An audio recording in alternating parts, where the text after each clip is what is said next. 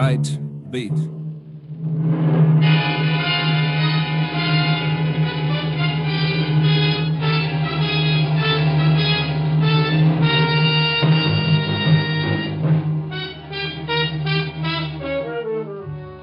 Hi, this is Randy Stone. I cover the night beat for the Chicago Star. You know, stories start many different ways, but this one began modestly enough with a 0 on a typewriter. That's right, cipher, naught, nothing. But to one man of Chicago's 4 million, that 0 meant death. Night Beat, starring Frank Lovejoy as Rudy Stone.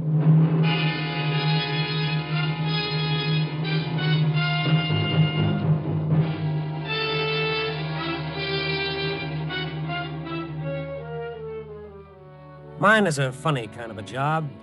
When that evening sun goes down, I start walking through the dark city, peering into bleak alleys, wandering through the bright neon, listening to the sounds of a city at night, the whisper of footsteps, the shattering roar of an L train, the sob of an ambulance siren. I wander up the boulevards, down the back streets, searching for something in the dark city. And what exactly is it that I seek? Brother, it's something more elusive than the farthest star. I seek the city's heart.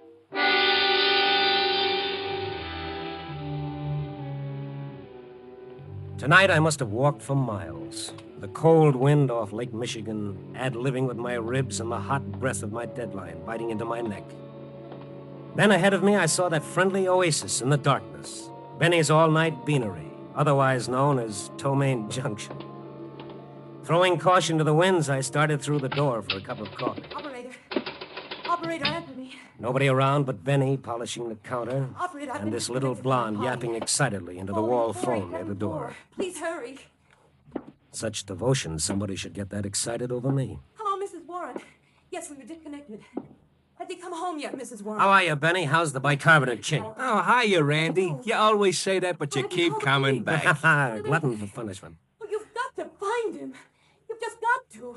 Get her. What's with her, Benny? I don't know, 25 calls she makes like that. 25 times she gets the same answer. 25 times she comes over to get more nickels. Business is good, huh? Eh, a hole in the head. What's in it for me making change all night?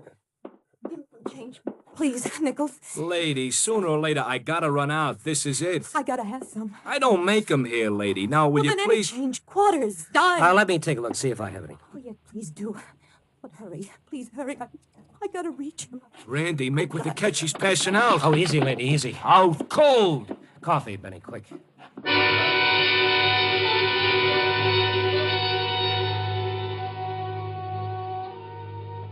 It's one thing I'll say. If Gabriel's trumpet doesn't succeed in waking the dead, all they've got to do is send for some of Benny's coffee. After I got a couple of sips down the girl's throat, she started coming out of it. Tears rolling down her face, her whole body trembling with sobs. Oh, come on now. Now stop it, honey. Stop it. What happened to me? You passed out, but good. What time is it? Oh, it's 9:45. I've got to find him. I've just got to. Oh, now take it easy. You're still shaky. Now, come on. Have a few more sips of this so-called coffee. Oh, no. Well, if you think Benny's coffee is bad, you ought to try his hamburgers. I've just got to find him. Who have you got to find? The man. What man? The man I killed.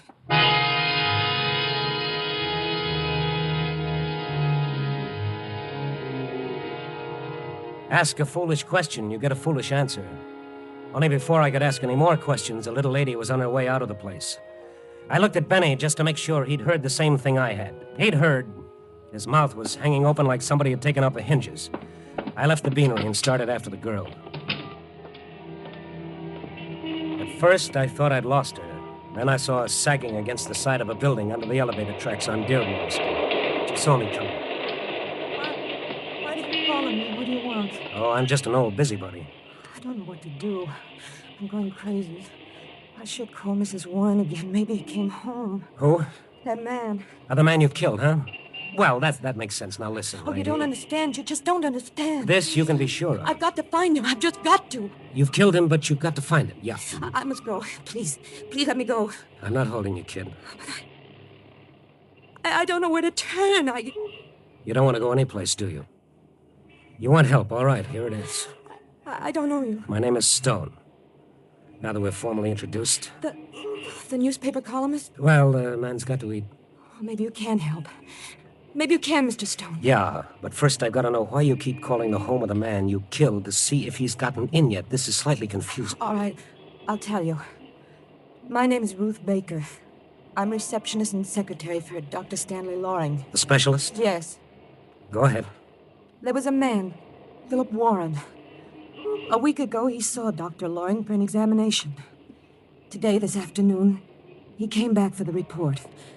I was in the outer office when Mr. Warren left the consultation room. He looked strange. Stranger.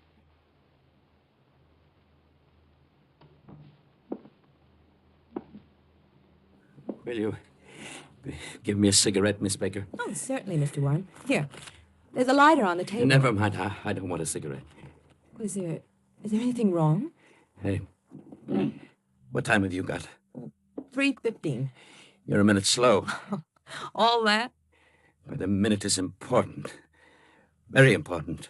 If you're going to catch a train. No, it's always important. Well, yes, I suppose it is. Oh, yes. You know, I've lived all my life that way. Paying attention to time. Being punctual. My wife considers it a nuisance. Do you? Oh, I'm afraid I hadn't thought You of... should. Everyone should. Time. Have you thought how many different ways one tells time? It can whisper in an hourglass, or tinkle in the tiny little clock, or it can roar, or... Yes? All my life it's been important to me. Now he won't tell me when. All he says is sometime. That's not fair, Miss Baker. It's not right. Oh, look, Mr. Warren, perhaps you'd better lie down. Oh, no. I've got several things to do. Many things, in fact. I see. You don't. But that doesn't matter at all. You know, in my office I can hear the chimes of the clock in the tower above me. I've always listened to them. I like them because time is important. But I never heard them chime midnight. Midnight? I guess midnight is a special time. It's neither tomorrow or today. It's in between. Tells a man that the day is over. Another one's going to begin. Like standing on the edge. Goodbye, Miss Baker. Goodbye, Miss Baker. Yes, Doctor. Miss Baker, will you come in, please? Right away. Warren gone, Miss Baker? Yes, he just left, Dr. Loring. Yeah, that was certainly unexpected. I was almost certain it wasn't that serious. Well, put his examination report back, will you? Yes, sir. The closed file, Miss Baker. The closed? Yes. Oh, I'm sorry. What was it? An inoperable condition? Oh, now I see. See what, Miss Baker? Why he acted so strangely. Oh, don't worry. You'll go home, think about it. When the first shock wears off, you'll accept it. What else can he do? What else can anyone do? After that, I went back to my desk, Mr. Stone. I was checking my files and Come on, Ruth, what? I made a mistake. A horrible mistake. What was it? Well, when a patient comes in for examination, only Dr. Loring knows his name. The technical laboratory has only a number on a card. Mr. Warren's was 5129. I typed it wrong. I typed 5120. The card number of another patient. It was a mistake. I put Mr. Warren's name under the wrong laboratory number. The number of a man who is going to die. Certainly Dr. Loring will be able to tell if Warren... Just a routine checkup would indicate symptoms. It took actual laboratory work to make certain. Oh, I see. He'll kill himself. He's that kind of a man. And if he does, I've killed him, murdered him. And if... I don't want to live. I'll kill myself, too. Oh, now, come on. Now, there's no time for that. Does Dr. Loring know? I told him right away. And he tried to reach Warren? Oh, we've been trying since this afternoon. At his home? Everywhere. He must have gone home first because he left his wife a note. Suicide note? Yes. Ruthie, come on, let's go. Where? Warren's home. And if he's not there, well, Chicago's a big city. It'll be tough finding one man among 4 million people, but we can try.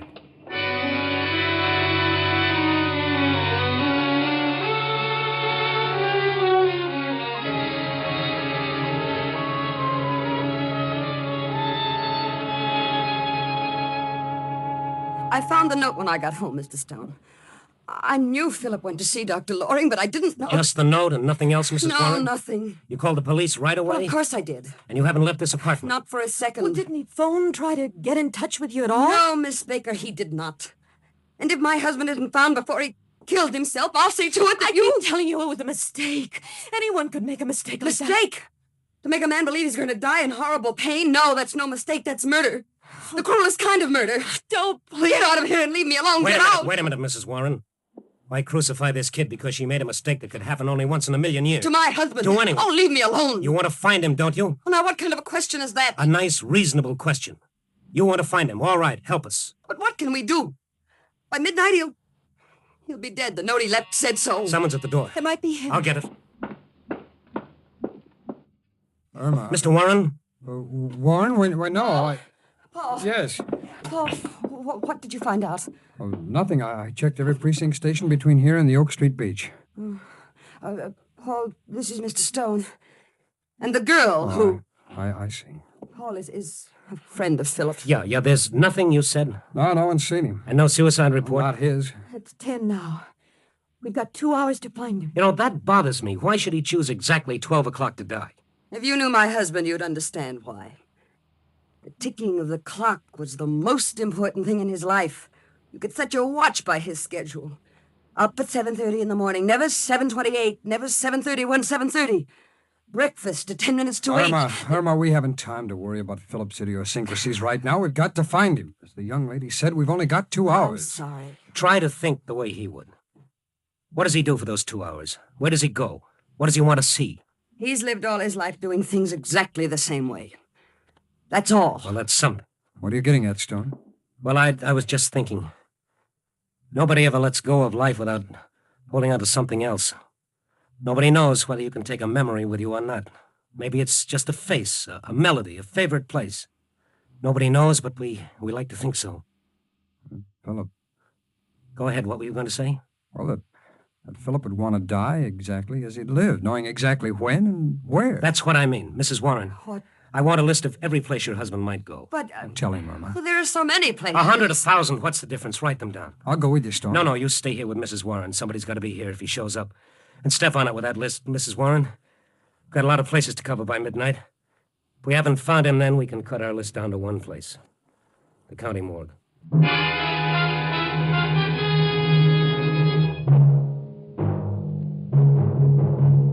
Night Beat stars Frank Lovejoy as Randy Stone.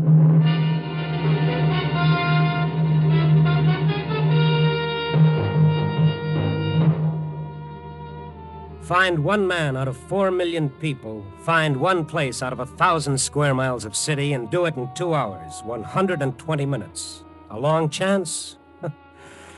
Compared to our job, a buck on the Irish sweepstakes was money in the bank. We had 2 things in our favor. One, Mrs. Warren had called the police. 1,000 cops had Warren's description. 2, Warren himself. The way he lived was a clue to the way he might die. On time, punctual. But where? The first place on this list was a little restaurant where he sometimes ate. They knew him there, all right. Mr. Warren? Yes, I know him. Has he been in here tonight? Tonight? Yes, tonight. I see you don't know Mr. Warren very well. Mr. Warren comes here on Tuesday evenings only. This is Monday. Cross off one place. Go to the next. Yes, they knew Mr. Warren. No, he hasn't been in tonight. This is Monday. He comes here only on Fridays. Grab a cab and hurry on. Watching the minutes go by. Watching Ruthie die a minute at a time. Telling her no matter how bad we were doing, the cops would find him for sure. The cigar store, where he stopped for cigarettes, missed him by an hour. The newsreel theater, sure, an old customer, but he comes on Wednesday for the new weekly show. Ruthie wanted to call Mrs. Warren again to see if the police had found him yet, but no time. 40 minutes gone, an hour lost, going down the list. Hey, Ben, late edition, get your paper. Hey, kid! Oh, paper, mister? No, not right now. Listen to me. Every night a man stops by here. His name is Warren. Oh, I know him. What about him? Well, had he been here tonight? Sure. Hey, what gives with that guy? What do you mean? Well, any other night he's by here 6 o'clock sharp. Tonight he comes past after 10.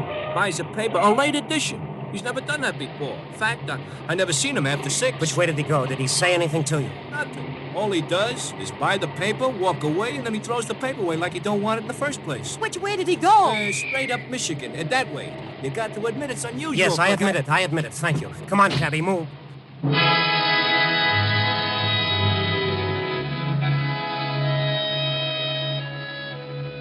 So we went straight up Michigan Avenue that way. All we accomplished was to lose another 5 minutes of our time.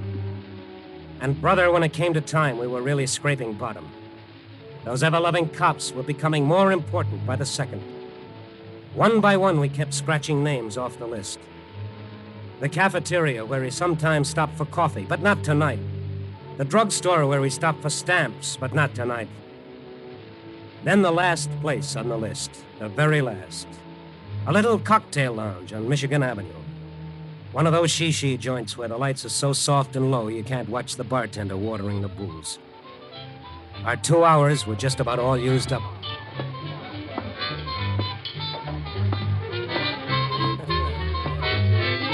I help you, sir? Oh, pal, if you can. Nobody else can. I beg your pardon? I'm looking for a man named Philip Warren. Do you know him? Oh, yeah, quite well. I consider Mr. Warren one of my special customers. Was he here tonight? Well, why do you ask? We don't have time for anything but yes or no answers, please. Yes or no? No, I really don't feel I'm at liberty to discuss with complete strangers. Randy, it's not gonna work. We're not gonna find him. Something wrong with Mr. Warren? But to put it mildly, yes. Now, come on. Well, if you'll tell me why you No, want listen, you please. See, it's not really proper to tell just anyone who happens to inquire. Pal, man. unless we find him in the next 15 minutes, Warren is going to die. You're joking. Look at this girl here. If Warren dies, she'll... Never mind, look at her face and tell me I'm joking. Oh. All right, I didn't know. Mr. Warren's a good customer, you know. Two strangers asking... Was he in here and how long ago? Well, he came in a little while ago. I thought it was strange, you know, because he's late. It always comes in promptly at 5:35. Never mind the details. How long ago? About 10 minutes ago. He sat at the usual place, but then he didn't drink his sherry. You know where he went? No, I don't. Did you see him go? Oh, yeah, I saw him leave. All right, now think. Has he ever said anything about going anywhere from here? No. He was always very quiet. Oh, but I think his office is near here. What makes you think that? Well, he mentioned once he always leaves it at 5:30, and he always... Thank you. Where's the phone? Near the entrance. Come on, Ruth. Thank you. What is it, Mr. Stone? What did you think of? You got his home phone number? Oh, yeah. Written down Good. here. Thank you.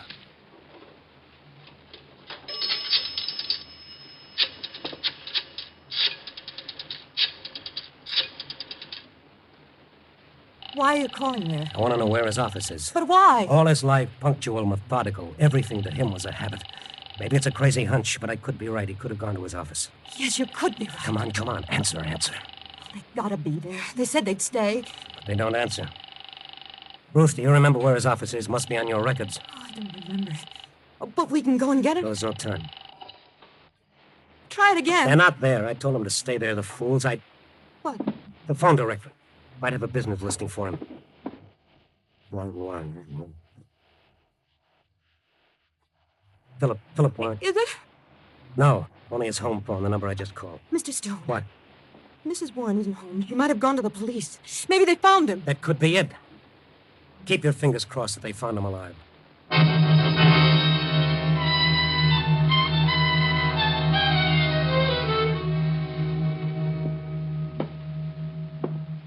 Well, Randy Stone, snooping around this precinct for stories? I've got one, Mac. So? Listen, I'm in a hurry. You've got to tell me something. Why, sure, Randy, what? There's a general call-out for a man named Philip Warren. Have you got anything on it? I'll take a look.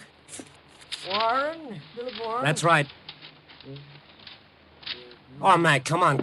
No, nothing here on that name, Randy. Nothing. Mac, you're crazy. The call went out this afternoon. Every precinct has got it. Well, this is one of them, but there ain't a thing here. Take a look for yourself. Here's the sheet. No, I'll take your word for it, Mac. Listen, put out a call right away. He's got to be picked up.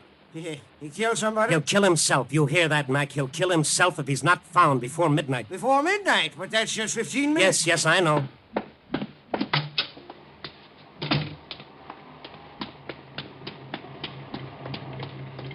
What is They're dead. They didn't have a call for it. That's crazy. They must have. Mrs. Warren, call the police. Yeah. Just a minute, Cabby. Look. Let's figure it. That last cocktail lounge, the bartender said Warren came in every evening at 5:35, that he left his office at 5:30. Mm-hmm. That makes his office a 5-minute walk from the cocktail lounge. And what he said to me, remember? What? He said he liked to sit in his office and listen to the chimes from the tower above his office. Tower. 5 minutes from that cocktail lounge on Michigan Avenue. Look up the avenue. The Wrigley building. The clock in the Campanile Tower. Ruth, that's gotta be it. We've got 10 minutes to get there and find the office. Cabby, Wrigley building, fast!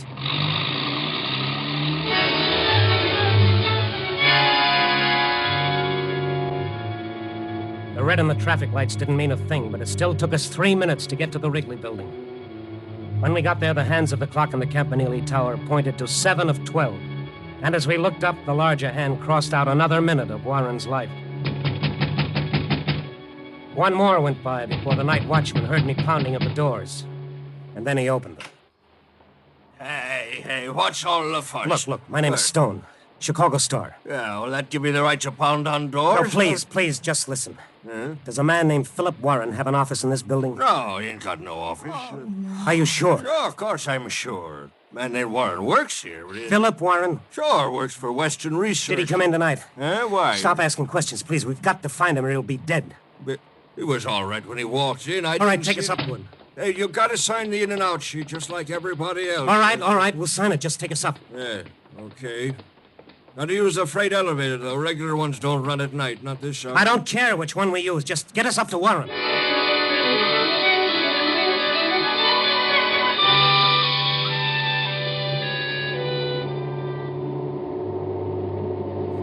I stopped looking at my watch while that freight elevator droned its deadly way up to the floor where Warren had his office.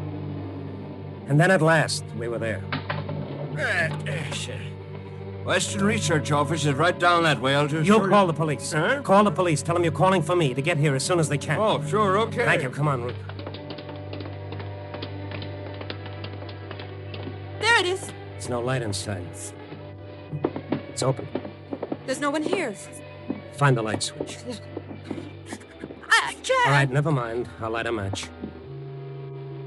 What's the matter? I thought I saw someone at the desk when you lighted that match. All right. Follow me. Look.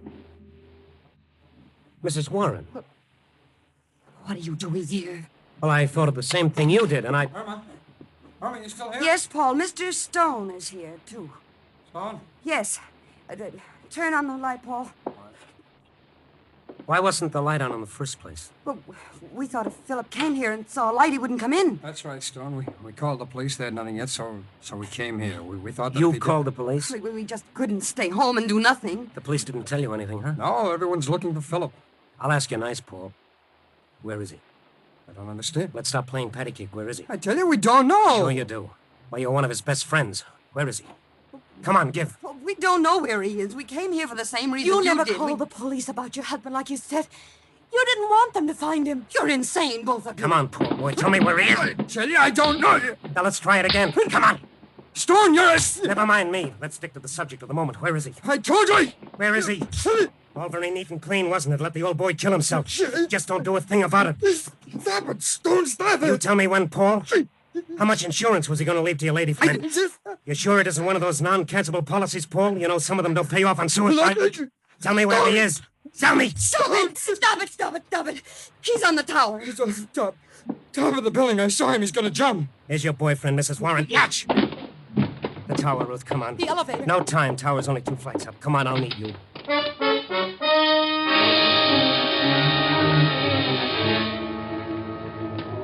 It was 1 minute of 12 when we took the first step of the 2 flights. The run-up was like one of those dreams in which you stand aside and watch yourself.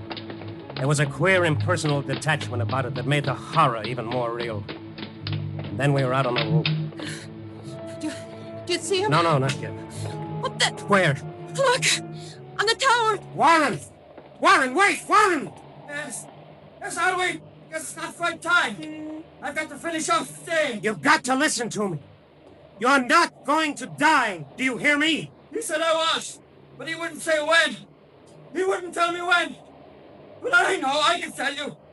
It's not quite 12, but what it is. Warren, look here! Ruth, make him listen to you. Mr. Warren! Look at me! You know who I am? Yes, I know. I know everybody in the world. And I can see everybody from here. Please! The report was a mistake! You're not going to die, do you hear? It was a mistake! Please, listen to me! You're lying. You're all lying. Everybody lied to me all my life. You want me to suffer. I can't. I tell you I can't. And I know when I'm going to die. But you're not! It was a mistake! My mistake, not the doctor's! I swear! We're not lying to you, I swear it! Randy! Randy, wait! Oh, mother in heaven. Get your boys ready, Mac. They're all set. But him? What about him? Keep talking, Luke. He's watching you. Keep talking. Mr. Warren! You're all right! Do you hear? You're not going to die! He said I would. He told me. It was a mistake! Please don't lie to me, please. It's the truth, Mr. Warren. You're not going to die. Do you believe it?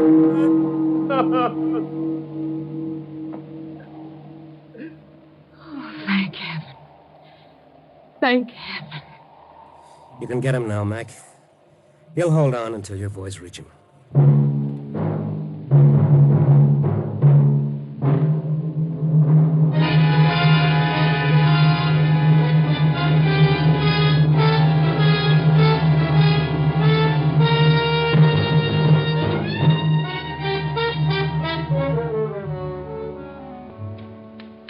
So here I sit, trying to write my story for tonight. But I keep hitting that one key. 0. 0, cipher, naught, nothing. Ah. Oh, dear. Someday, a nice, peaceful story is going to be written about a flock of happy little birds leisurely circling a burned-out world, wondering whatever happened to all those crazy two-legged characters who spent their lives knocking each other's brains out. What a nice thing to read that'd be. Yeah, but wait a second, who'd write it? All right, you broken-down two-bit philosopher. The makeup editor's got to go home, too. So let's get going. Hello? Give me a rewrite.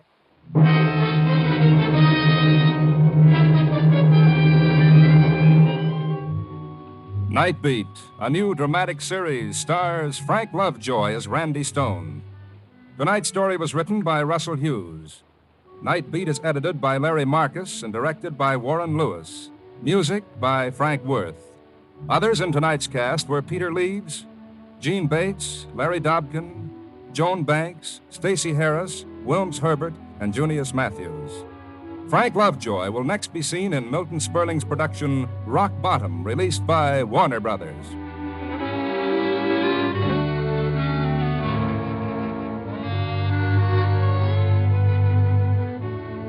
Listen next week at this same time and every week as Randy Stone searches through the city for the strange stories waiting for him in the darkness. The stories that come out of the shadows to find their way into Night Beat.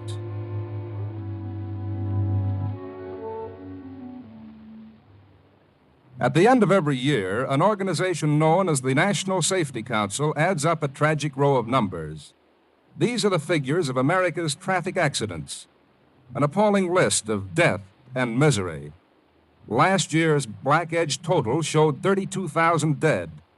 So whether you're a driver or a pedestrian, recognize the danger, drive and walk safely.